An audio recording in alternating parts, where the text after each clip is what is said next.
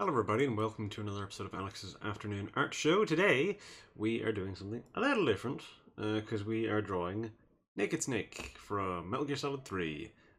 So we're doing something a little bit different in that sense of where we're doing something outside of the sort of groups of characters that we've been doing recently. I say recently, it's been months now at this point of those same groups of characters, so some variety might be nice. You'll be hearing some fan noise in the background because it's very warm and that thing has to stay on.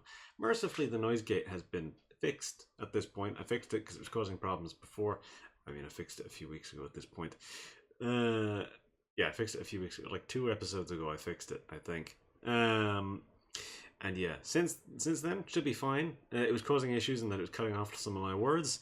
Shouldn't be happening now because I loosened it up a tiny bit. It's still enough of a noise gate where stuff like the fan noise shouldn't be coming through too much whenever I'm not speaking. But it is still going to come through a little bit. It can be avoided ultimately, but yeah. So we'll be talking a little bit about posing and detailing because I've got to worry about patterning and stuff like that here as well because of the camo and stuff like that. So I'll have to have some reference for that. But yeah, anyways, I've done enough rambling, I'd say. So I will roll my intro and then I will show you what I have.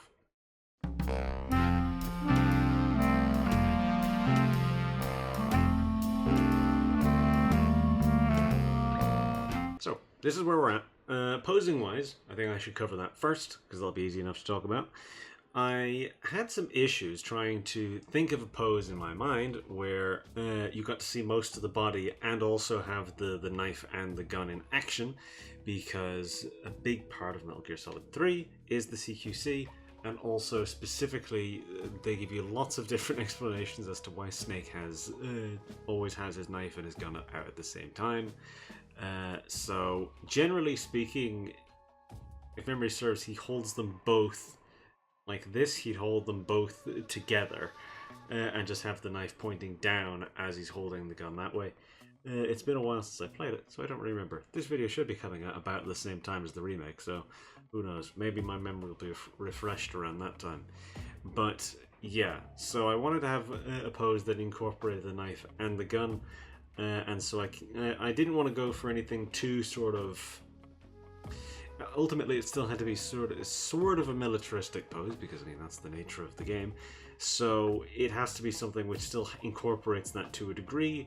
So I went with this of where he's holding the knife out to the side and the gun up, because the idea would be that it's effectively like he's pulled out the knife. Because a lot of the times whenever he pulls out the knife, he pulls it out very slowly and sort of holds it out to the side a little bit whenever he's readying it before he goes into his sort of more hunched in sort of aiming pose.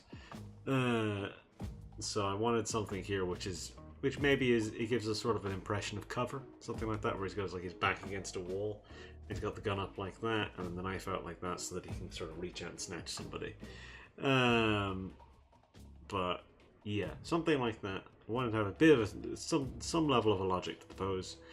So yeah, that's that covered, I guess. And again, I wanted to keep it dynamic because again, a lot of the military poses don't necessarily lend themselves too well to sort of them. They don't necessarily always look that interesting whenever you try and put them as a single image. It's one thing if you were doing like a comic or something like that, because you can make those poses work in a comic. But here, I'm just doing the one image. So it's a case of where I have to have one pose, I have to pick the one pose that would look dynamic and interesting. So I decided to sort of couple something together separately rather than sticking with a more militaristic pose. Anyways, so now I can start getting into the detailing, because that's a big part of this as well, is the details. So, as this is a military design, as this is a Metal Gear Solid design, there's a lot of detailing to talk about. So something which I will initially talk about is just how hard it is to draw the sort of the brow shape into the bandana. So the bandana has to have this sort of flat edge to it, and a portion of his eye has to be obscured by it, so that frames his eyes with these sort of harsh shapes, because that's how it is in the games, where it frames his eyes with this flat line at the top, and then you get this sort of furrowed brow shape into the bandana. And that's a bit of a pain to draw, but it's not so bad. I tried to sort of give him a bit of an interesting facial expression, where he's still got his mouth closed, so he's sort of got the right side of his, well, technically the left side of his mouth here is is sort of raised slightly, and his mouth is sort of like he's sort of making like a kind of expression with his face. You can't. Again, it's hard to sort of get a lot out of some of these facial expressions whenever you've got that framing to the eyes. Because something which you might often, I often found this, at least to my memory at least, is that Snake's face doesn't really express much in a lot of the games, and a lot of that comes down to the bandana. Some of that does come down to the bandana, of where it does sort of obscure, because a lot of expression comes from the eyes. And so whenever you can't see, like, the shape of the eyes moving too much, because the top of them is always going to form this flat line, you're relying on much more exaggerated expressions, which Snake doesn't usually have a lot of the time. Sometimes he does. There's that one goofy smile from the start of Metal Gear Solid 3, but that's before the bandana. So that's the funny thing, is that there's fewer of them with the bandana. But anyways, I digress. I'm going to need to make some adjustments to the gun here, because it doesn't look quite right. It doesn't quite look like the 1911. Because if memory serves, that's the gun that's supposed to be. It's been a while since I did this base sketch, so I don't really remember. The sort of ties on the bandana are a little longer than they would ordinarily be here, but it's more interesting looking. I did make him pretty beefy, because whenever I drew Solid Snake, I think I don't remember if it was last year or the year before, because I did that as a sort of a mid shot. I made him quite slim, and so I feel like maybe it's more interesting, like Naked Snake, sort of quite bulky. So that's what I've gone for anyway here, is he's quite sort of broad. He's got a bit of a triangle body shape. But, yeah, so what else is there to talk about the detailing? All of these pouches, they have sort of odd shapes. This is a sort of this pouch here is more of a holster shape, as opposed to the rest of them, which are more sort of, again, like pouches for other things. There's this knife down here, which he never uses, to my memory at least, unless that is supposed to be, unless that's supposed to be like his carving knife and this is his combat knife. Maybe that would make more sense if that was the case. I forget, they probably do explain that at some point, but I just don't remember. But yeah, in terms of this, you can obviously see I haven't put in any of the sort of patterning details yet and stuff like that, because that will be later in the colors. It's the same with the background. I'm going to give him the sort of the tiger stripe paint on his face as well, because that's the more famous of the face paints that he has. I might give him that, I might not. I'm not sure. Because in terms of, the various face paints, the bandana does a lot for sort of making his face more interesting. You don't need those quite so much when you have the bandana. If I was doing it without the bandana, it would definitely be quite necessary just to sort of make his face look a bit more interesting. But I think with the bandana there, it's not quite so necessary. So I might not include that the face paint. But I was originally thinking of just giving him the sort of normal green fatigues, because with the background is certainly going to have the tiger stripe patterning on it. But whether or not I choose to do that for the fatigues is another story entirely. Because what I'd have to do is I'd have to paint it in, which would mean I'd have to put in the darkest color. Well, it would either be, there's two methods when it comes to painting on stuff like this. You can start from the darkest color or you can start from the lightest color, but you usually have to move in a gradient, because otherwise it's going to start getting messy if you don't. Because, again, whenever it's digital, you can sort of get away with a lot, because the colors the colors will usually play nice with each other. You don't have to worry too much about it in digital. But in terms of if you're doing an actual physical painting, if you have a white canvas, you want to start from your lightest colors and get darker. If you're using a darker canvas, you want to start with darker colors and move up. And so that's just generally how these things are done. But for this, because it would be on green, because I'll probably still color in the fatigues color as the olive drab, and then I'll color over that then with paints to layer up the pattern. Think about it. I'll think about it. It depends on really how long this is running, I suppose, because chances are I'm not going to get this done in the one sitting.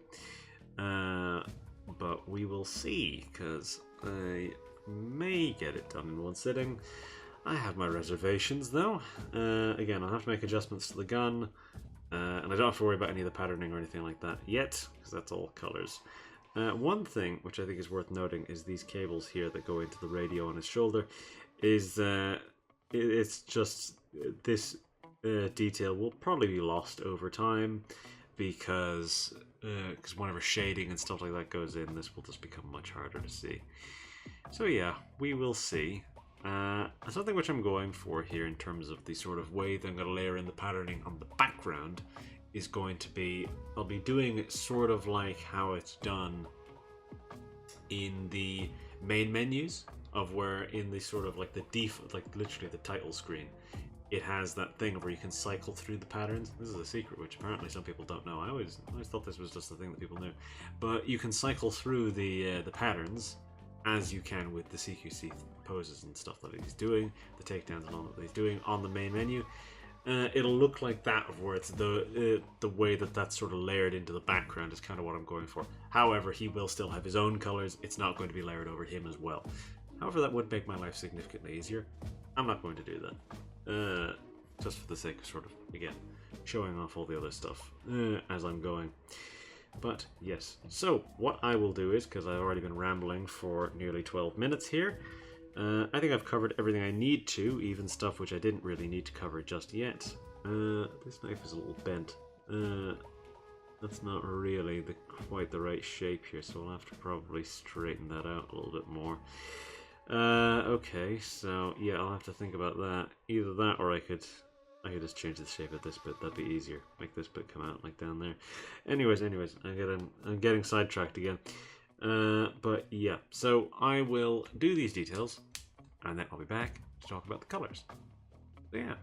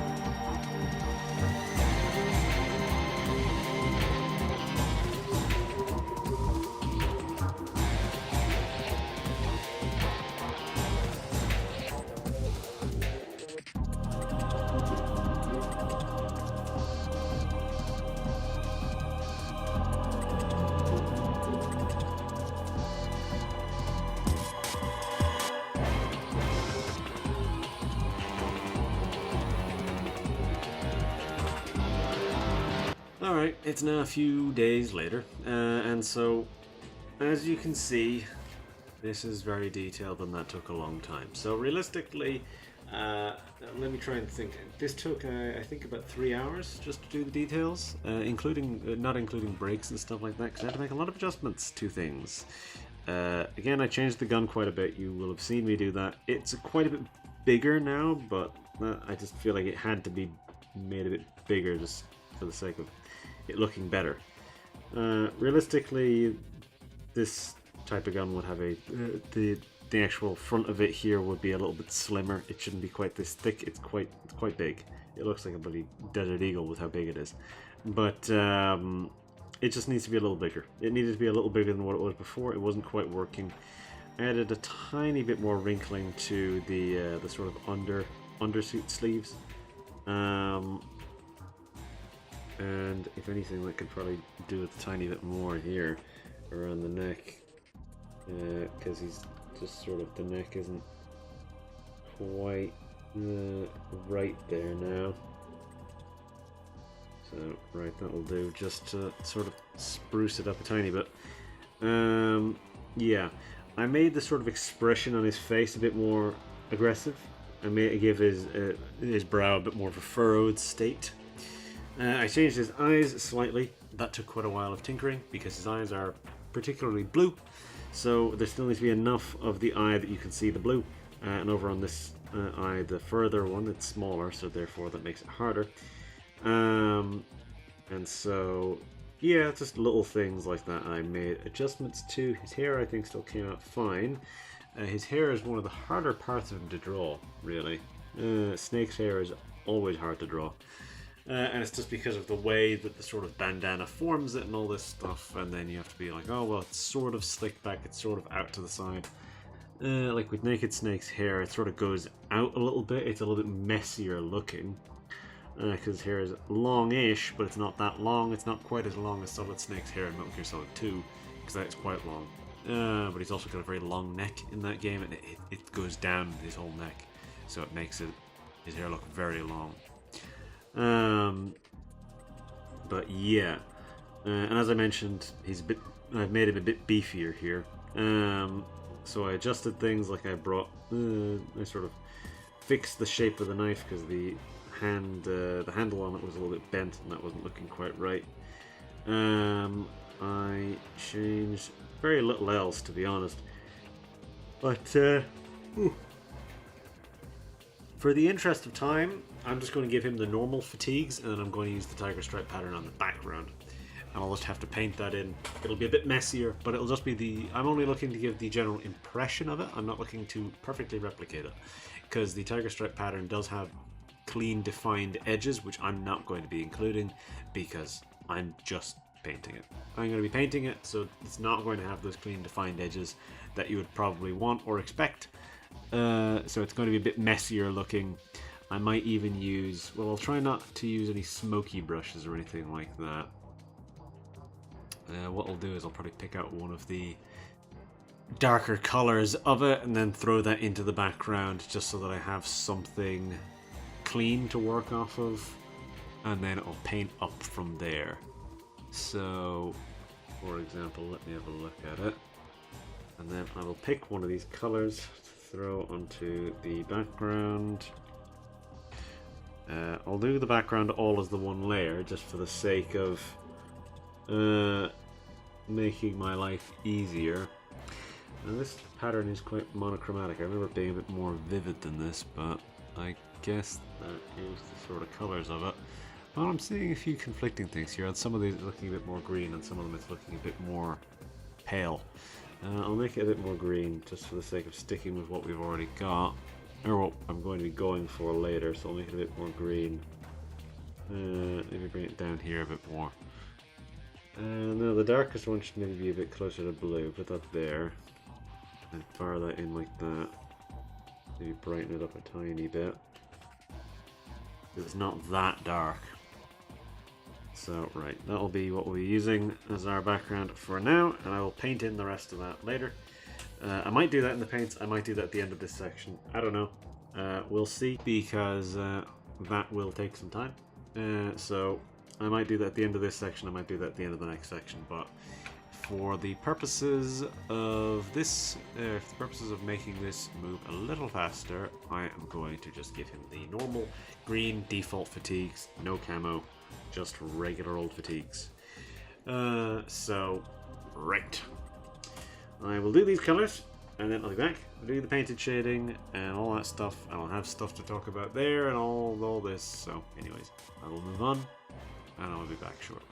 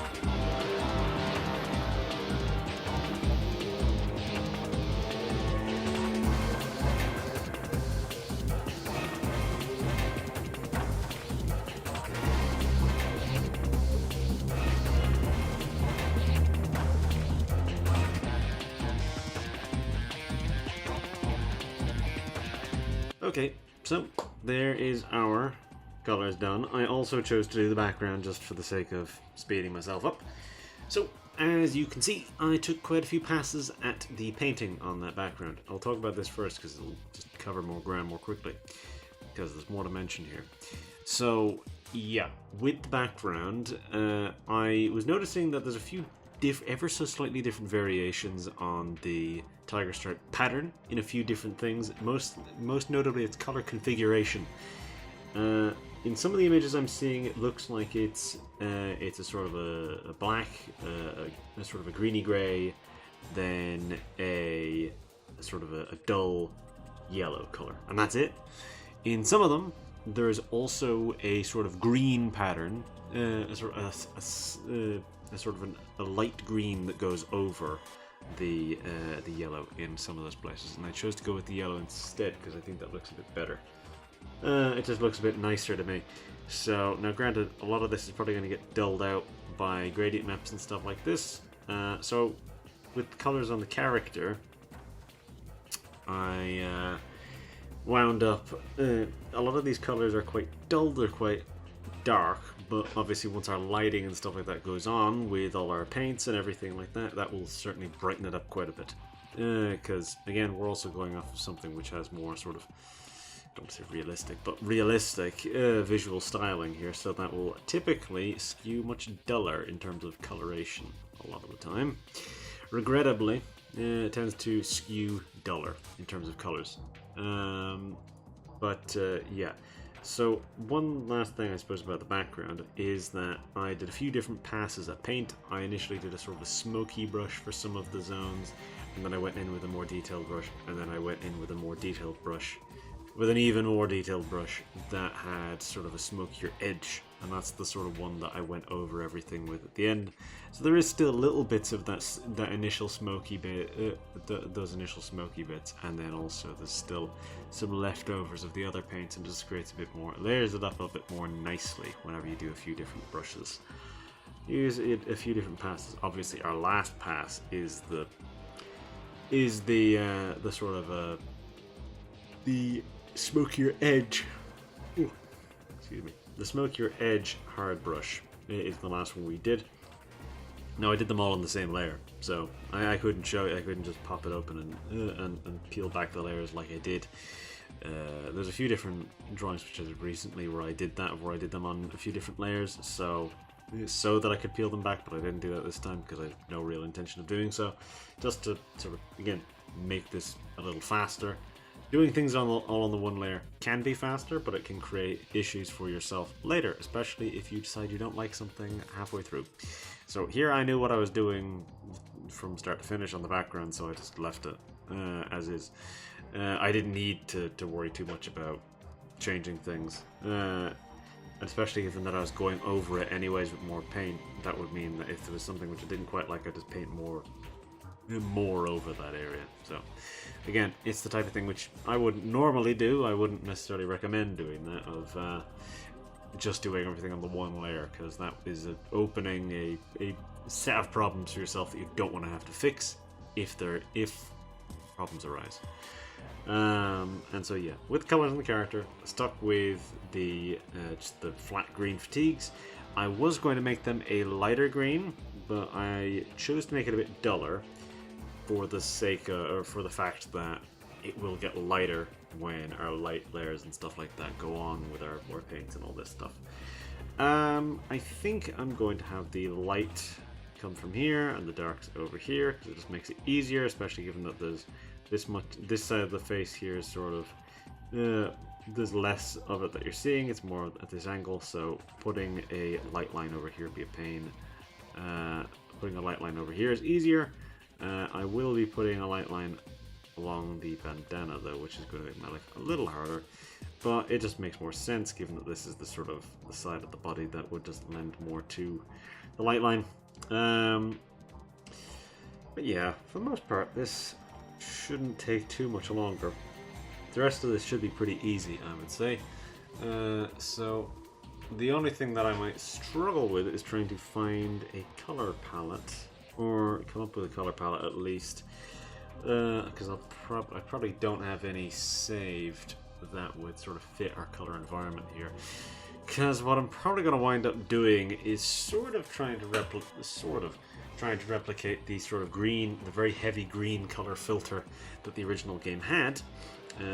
However, I'm not sure if I'll actually commit to that. Who knows?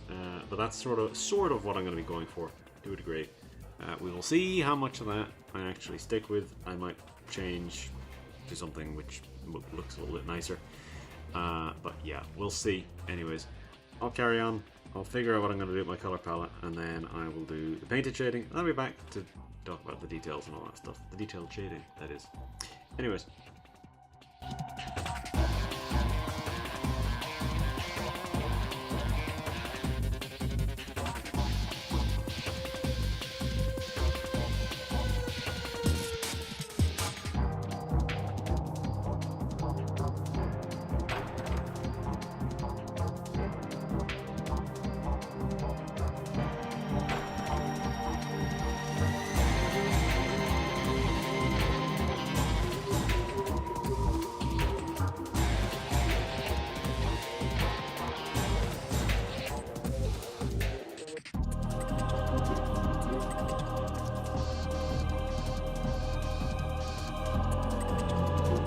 Okay, so that's our paints done. It didn't take very long, but it is now the evening, so I took a break. So yeah, where was I?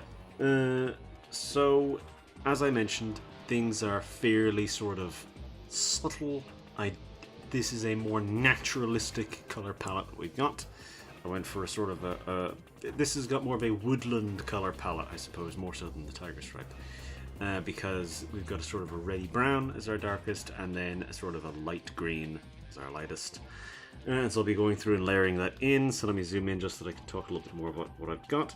Whenever you're shading skin, you generally want to stick with sort of red tones, because skin itself is red toned, no matter what sort of shade of skin, no matter what kind of color of skin, it's typically sort of red toned, because the body is generally red toned. The inside of the body is all red, so everything is sort of red toned in some respect. So this is the thing. Generally speaking, when you're shading that sort of stuff, you want to stick with that. I've tried to sort of shade certain parts of this. Again, it's got the red toning, and then it's got the green layered over it. just because of obviously the generally green lighting that we've got going on. I did paint on everything here, and I tried to add some sort of grit and texture with the paints, which I think came out. I layered in a tiny bit of white with the hair just to give it a bit of sheen, but I haven't done that anywhere else really. So otherwise I haven't really paid much attention, I guess, to material in that respect. I've sort of shaded everything with a sort of, again, like a sort of grit and hue to it. A green sort of, yeah, hue, and then to sort of layer in a bit of grit. Because again, we are going for something more naturalistic here, which is not normally what I go for. I normally go for vivid. I generally go for, yeah, pretty vivid, pretty sort of bright and colourful, but that's sort of not really the nature of what we're dealing with here, so it makes more sense to stick with something more naturalistic. So that's what I've done. But yeah, so I've already picked out my colours. I've got my colour palette laid in pretty much for what we're dealing with. We're going to be dealing with pretty much greens and browns. Again, as I say, pretty much a woodland palette is what we're sticking with here. It doesn't necessarily go with the pattern in the background, but well, we'll see. We'll see how that looks at the end, because I'll be doing a few different gradient maps and I can just adjust that a little bit as I'm going. Anyways, I will do these details. I'll do the detailed shading, the light line, and the first gradient map, and then I'll be back to wrap up. So yeah.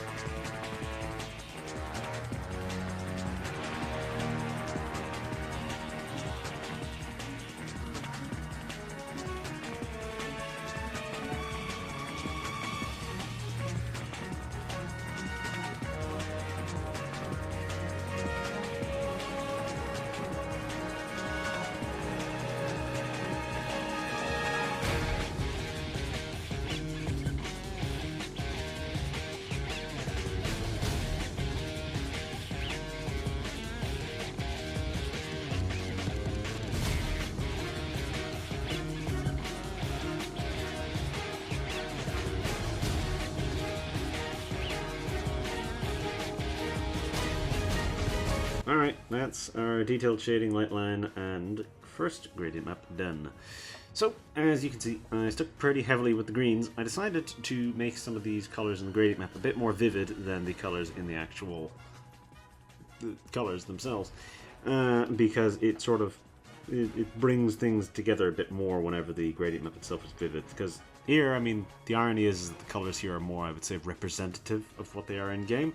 But here, this is more accurate, I would say, to maybe the filter that you get, the general sort of green filter that the game tends to have. This is sort of more accurate to that, I would say.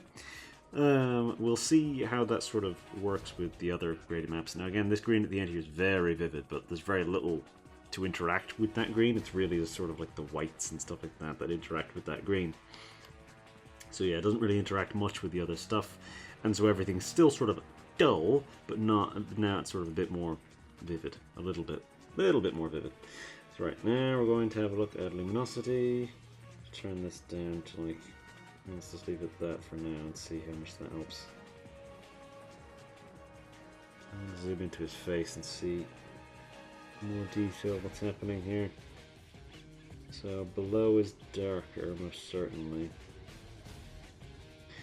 I think we want it below is darker, but we'll turn it down to like 30%, just so that I have a pretty good idea of what we're looking at here. Let's make another duplicate of that, and then I'm going to put that over everything, bump it up a little bit so I can see what we're doing. Color burn.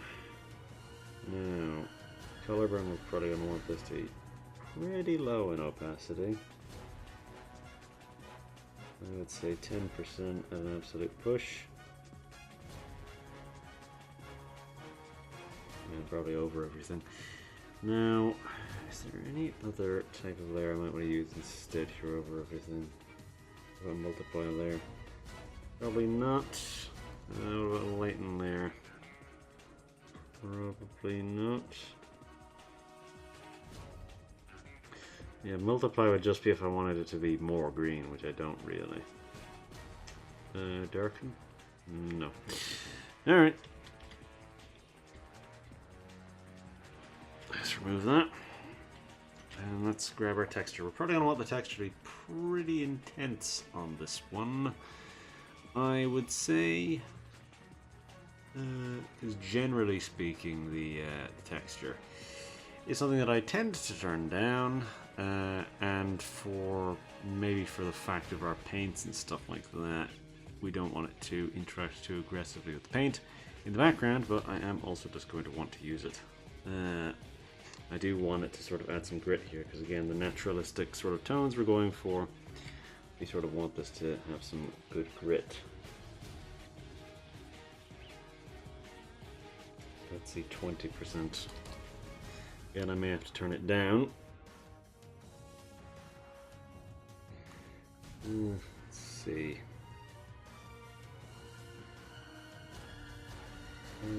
I would say patterning on it is maybe a bit too obvious, so I might turn it down to 15. Because then the patterning is a little more subtle. We're still getting some nice sort of grit on some of them. It's hitting the background very intensely, I would say, but it's acceptable. It's acceptable how much it hits the background. It's the type of thing your eyes sort of filter out, so it's not really worth worrying about too much, I would say. So, yeah, I think pretty happy with this one. This one was a bit more time consuming, given that even just this recording alone was 2 hours. So this is like 5 hours, this one, all in all. I mean, these have been getting longer anyways. I'm spending more time on them. Generally, the details are eating up a lot more time recently on these, so this is the thing. It's the type of thing of where, yeah, I'm spending more time on them, and they are just, again, they're taking longer as a whole. Not entirely just as a result of that, but just, you know, as a confluence of things, they're taking a bit longer.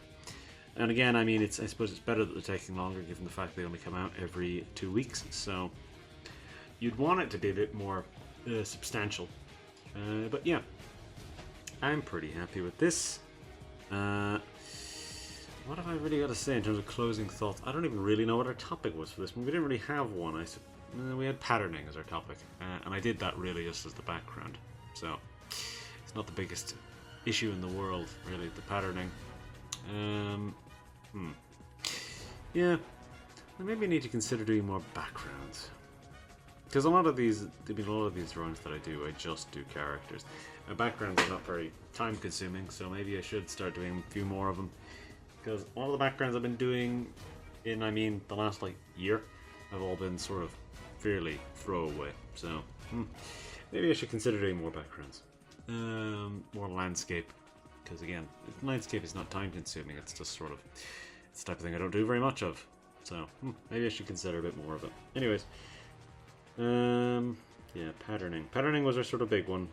Again, I sort of did that more or less just in the sort of sped up dimension, and I talked about plenty about it. So again, I don't really need to reiterate that, because yeah, just sort of the layering paints and all this stuff. Whenever you're manually creating a pattern paint, to me at least, is generally the easiest way to do it. Unless it's a sort of a very detailed pattern in which you would need to use lines.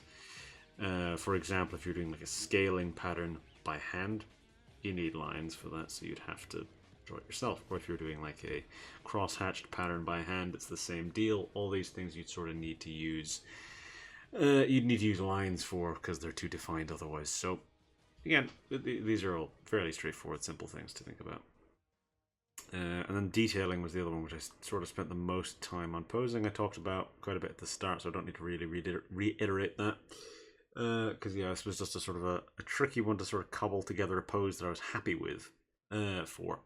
Because a lot of the ideas I had was sort of like him hunched in with the gun, and then sort of having the knife in the offhand while he was there. And I was like, well, I sort of want them both separate. So I chose to go for something more of, which is sort of slightly more of a martial arts pose, I suppose. As I say, slightly. Of where he's sort of got the foot forward, he's got the knife back, and then the gun forward like this. Generally, I mean, he would usually have the knife forward, if anything else, but it's just more interesting looking, I think, with the knife back a little bit. But again, if you were to sort of visualize a wall here, you could sort of say like, oh, he's about to leap out and grab somebody, something like that. But I suppose that's sort of maybe a thought. Maybe I'm sort of stretching a little bit there in that regard. But yeah, and I mean, that's all I really needed to say with the posing, really. Any of the extra stuff that I really needed to say with it. As it relates to detailing, I've talked about that extensively, so again, we really don't need to cover that too much. These are very complicated, detailed designs. I don't want to say, well, they're not complicated, but they're detailed designs, and every little detail has its place, so that's sort of the problem in replicating them, is that, yeah, again, every detail has its place, so it can be time consuming to do so. But yeah, I think I'm happy with this. I'm happy with how it came out. The heavy green filter, though, it's not the most pleasant looking thing in the world. A green filter, truth be told, not particularly nice looking, but this is sort of what we were going. This is sort of what I was expecting to happen. Anyways, I was gonna have a green filter at the end of the day, most likely, regardless of what I was doing, because most of the colors that we're dealing with here are green, so it's mostly green toned. So it makes more sense to use green predominantly here as our sort of color palette color. As yeah, sort of a final color palette, our filter at the end, our sort of color grade. It makes most sense to sort of stick with that. Anyways, I'm pretty happy to call that there. I enjoyed this well enough. It was challenging in its own way, but gratifying nonetheless. So yeah, if you liked the video, do whatever it is that you'd normally do, whether that be liking it or not. I would of course prefer if you liked it, but I can't make you do that, so all I can do is politely suggest it, which I believe I have done. If you would like to subscribe, I would encourage you to do so. Please do. You know where the subscribe button is. It's the same deal. It's the same deal as liking. You don't have to do it. If you want to, go for it. Please do. It helps a lot of stuff. You know the business. And yeah, the subscribe button's below the channel. You can do what you will with that button. If you have a suggestion for what you'd like to see me draw in the future, you can leave a comment. I would like it if you did that, but do so politely. And yeah, if you choose to watch the next video, I will see you next time. So with all that said, that is us. I'll say goodbye and I will leave you. So, bye-bye.